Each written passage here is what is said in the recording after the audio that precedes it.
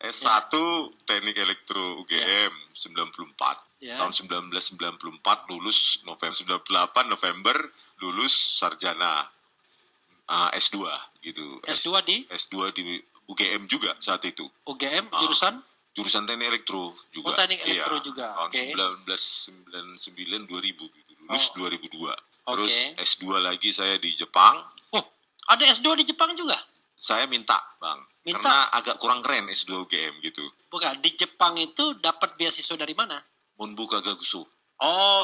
Karena pemerintah Jepang. Tahun berapa sampai tahun berapa? 2003 sampai 2008 ya. 2007. Ya, 2003 sampai 2007. Lama sekali S2-nya. S2 S3, Bang. Oh, S2 S3. Jadi S3 Anda di Jepang. Iya. S2 S3 di Jepang. Iya. Nah, harusnya kan beasiswa itu S3 saja. Iya. Nah, karena kata dosen saya waktu ngambil S2, ngapain kau nggak S1 UGM ngambil S2 UGM? Salah kau, katanya gitu. Ya sudah, akhirnya saya ngambil S2 lagi di Jepang. Nah, bagaimana bisa tahun 2000 S2 2006 beda bulan, S3 2006 beda bulan.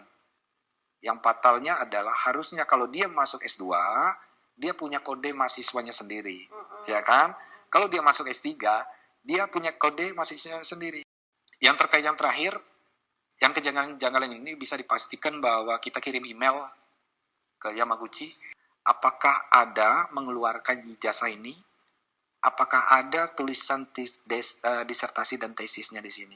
Dua-duanya dikonfirmasi tidak ada. Dari akademis mengatakan bahwa kami tidak pernah mengeluarkan ijazah ini. Nah, S2-nya ini nih, saya juga baru tahu. Bang Rizmon, S2-nya itu ada 3 ya bahkan ya, Bang? Iya. Dengar-dengar yang S2 Australia nggak pernah dipakai Titan itu. Kebanyakan. Iya. Nah, itu termul makin marah. Iya.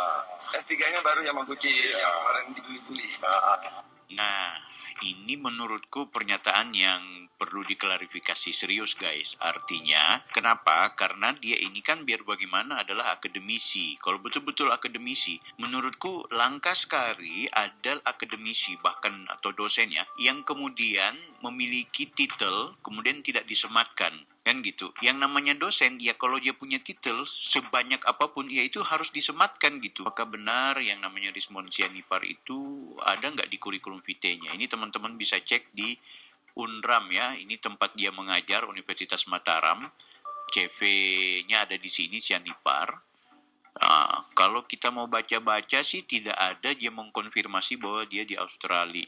Kita pin aja deh. Australia.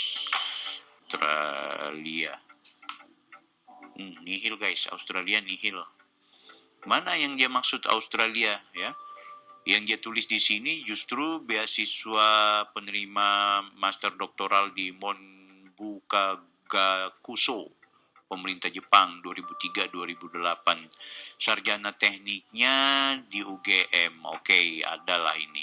Tesis magister atau apa ini ya, S2-nya di UGM juga. Nah, ini juga ada S2 di Jepang ya. Tapi di S2 Jepang ini tidak pernah muncul dia punya tesis ya. Begitu juga dengan disertasi doktornya ini. Ini nggak pernah muncul ya. Ini Jepang. Tapi nggak muncul di bank-bank data. Itu kan lucu menurutku. Pengalaman nggak ada ya. Dia bilang di Australia. Ini menurutku perlu dipertanyakan lah apa yang dia sampaikan ini. Nggak ada. Jadi itu terlalu jauh lah kita. Kalau saya dengar cerita abang di Jepang itu, sangat jarang orang Indonesia yang keberadaannya dihargai di negara lain. Tetapi Bang Rizmon ini dengar ceritanya, senseinya tuh sangat mengapresiasi, bahkan dia dapat kepercayaan untuk pegang kunci lab ya Bang ya? Iya, kunci lab. Kalau orang Jepang itu kan apa namanya soalnya orang Asia, mohon maaf ini Asia Tenggara ya, kalau jadi mahasiswa banyak juga tukang maling.